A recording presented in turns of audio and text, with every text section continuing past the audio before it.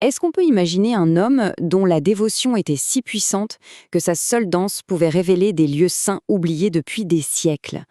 C'est assez incroyable, non? Eh bien, aujourd'hui, on va s'intéresser à la vie de cet homme, Jagannath Das Babaji Maharaj, un maître spirituel vraiment hors du commun. Et cette citation, elle est vraiment au cœur de tout ce qu'on va explorer ensemble. Dans la tradition Vaishnava, l'idée, c'est que la dévotion, ce n'est pas juste une prière envoyée dans le vide. Non, pas du tout. C'est une relation, une véritable danse où Dieu et ses fidèles sont, inséparables. Il faut vraiment garder ça en tête parce que ça éclaire toute l'histoire qui suit. Alors, avant de plonger, tête la première dans sa biographie, il faut qu'on pose un peu le décor. Comprendre le monde, la philosophie dans laquelle il baignait. Et le point de départ, c'est une idée toute simple. Dieu n'est jamais seul. Dans cette perspective, l'univers tout entier est vu comme un lila, une sorte de jeu divin. Mais attention, un jeu, ça ne se joue pas en solo. Pour que la pièce soit complète, pour que la danse cosmique ait un sens, Dieu a besoin de ses associés, ses compagnons intimes qu'on appelle les parikaras. C'est la présence de ces dévots qui donne toute sa saveur à cette relation éternelle. Pour se faire une image, on pourrait penser à une sorte de système solaire spirituel. Au centre, il y a Krishna, le soleil, le point de gravité de tout. Et en orbite autour de lui, qui trouve-t-on? Ses dévots, les parikaras. Mais ce ne sont pas juste des satellites passifs. Non, c'est leur amour, leur dévotion qui permettent à tout ce système de briller, d'exister. Et justement, parmi toutes ces planètes qui gravitent, certaines ont un éclat vraiment spécial. Et c'est là qu'on en vient à notre personnage du jour, Jagannath Das Babaji Maharaj. Lui, il a poussé cette dévotion à un niveau qu'on a même du mal à imaginer. Allez, c'est parti, on se penche sur sa vie. Il faut bien comprendre que pour les gens de son époque, ce n'était pas simplement un sage, un homme pieux parmi d'autres. Non, il était considéré comme un Siddha Mahatma. Alors qu'est-ce que ça signifie ce terme? En gros, c'est une âme qui a atteint la perfection spirituelle ultime. Une personne devenue une source vivante de sagesse, presque un canal direct avec le divin. Et ça, c'est une reconnaissance immense, vraiment rare. Sa vie, en fait, c'était une prière constante. On ne parle pas de prier 1 heure par jour, non. Là, chaque seconde était consacrée au bhajan, le service de dévotion. Il a passé sa vie à chanter les noms saints, des millions, des dizaines de millions de fois. D'abord dans la région de Vraja, puis à Navadvip. Il était en quelque sorte complètement absorbé, vivant dans une connexion spirituelle permanente. Et c'est dans cette atmosphère de dévotion totale qu'un événement vraiment incroyable va avoir lieu. Un moment qui va tout faire basculer, un quasi-miracle qui va non seulement marquer sa vie, mais qui va carrément redessiner la carte des lieux saints pour des générations de fidèles.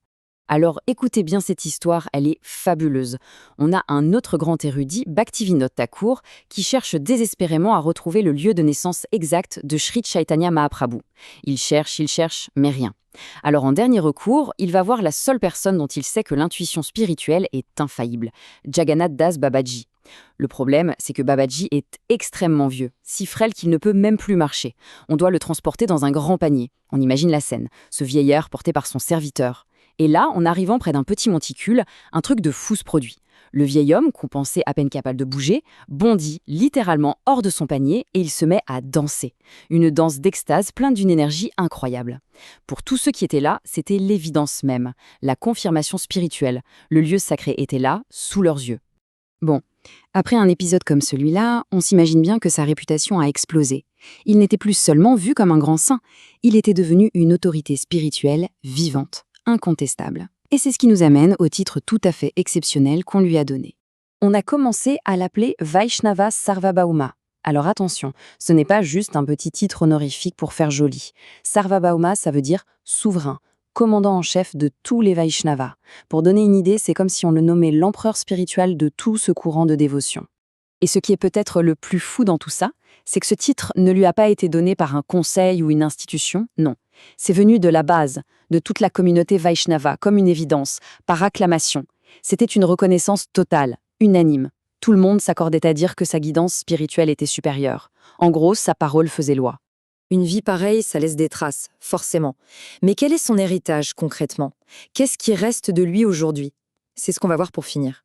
Finalement, sa vie n'a pas été juste un exemple personnel de dévotion extrême. C'est beaucoup plus que ça. Il a vraiment établi un modèle, un standard de ce qu'est la dévotion pure. Il a laissé un héritage de perspicacité spirituelle tellement puissant qu'il continue, même aujourd'hui, d'être une source d'inspiration. Et ça nous amène à une question de fond finalement. Quand on découvre une vie aussi parfaite d'un point de vue spirituel, comment est-ce que ça peut nous toucher, nous inspirer dans notre propre parcours? C'est une vraie question à se poser. On va conclure sur les mots de cette prière qui lui est directement adressée. C'est une demande, au fond très simple, recevoir juste une petite partie de sa grâce, de ses bénédictions, avec l'espoir, un jour, d'atteindre ne serait-ce qu'une fraction de cet amour éternel qu'il a si bien incarné. Voilà, c'était un aperçu de cette vie hors du commun. Merci d'avoir suivi.